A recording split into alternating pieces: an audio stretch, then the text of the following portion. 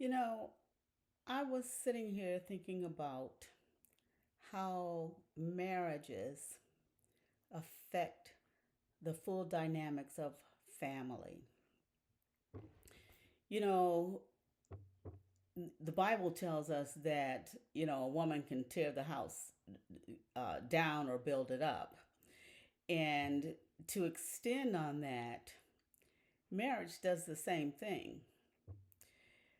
I had the opportunity to hear a young man, about 14, 15 years old, go to the mic and had the opportunity to express whatever he chose to, whether it was questions about God or whether it was some understanding that was needed, whether it was personal. And this young man stood at the mic, put his hands on his hips, and said, "My parents are divorcing." Of course, there was a silence in the room. You felt his hurt. You felt his pain. It was one of those moments where you wanted to just get up and grab him and hug him and say it's going to be okay. But to a child, is it okay? We as parents can tell them everything is going to be all right. We can tell them that it's not their fault. We can tell them that this is best. We can tell them that you'll still have a relationship with your mom, you'll still have a relationship with your dad. But in their world, it's totally turned upside down. Have you had that opportunity to experience that in your family? What did you tell your children? What do you tell your children? It's a hurtful place for them. That's why we work with mom and dad to help overcome those obstacles that put them in a place of feeling as if they can't go on. Love is it's a funny thing. We fall in and out of love all the time with our spouse. Then there's those times also we feel as if we don't even like them anymore. Life can be challenging, especially when it comes to relationships.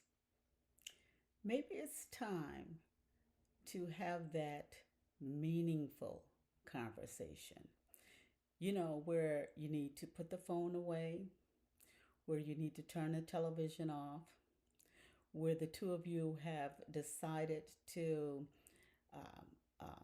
a certain day that you will talk about something that's on your heart without pointing fingers, to get resolution, to really hear one another, what's being said. It could even be a good time to repeat what you think you are hearing, just so that you have understanding. In all that I getting, get understanding, because it can make a huge difference on going forward. We have to take time to listen to our spouse as well as to be heard. But I can say to you that there is a way to overcome it. Now, I tell you, with me, I had to give it to the Lord. And actually, that is the out. Because when you think about it, we tend to um, try to fix it. And, and that is fix our marriage. And, we really can't. We can't fix something that we didn't design. So it is an easier journey when we give it to the Lord. That's what I had to do. And it was a journey. But I encourage you to step back, take a look at the bigger picture. Sometimes we can be a little selfish. We just want out, we just don't want to deal with it anymore. However, sometimes it's a matter of just refocusing, getting a different perspective on things. Take a deep breath, hold it in, and then exhale. It'll be okay. You can make it through. So until next time, strengthen your marriage. Find ways to build your spouse up. Find ways to nourish your marriage. Even if it's for a night, focus on the two of you and be blessed.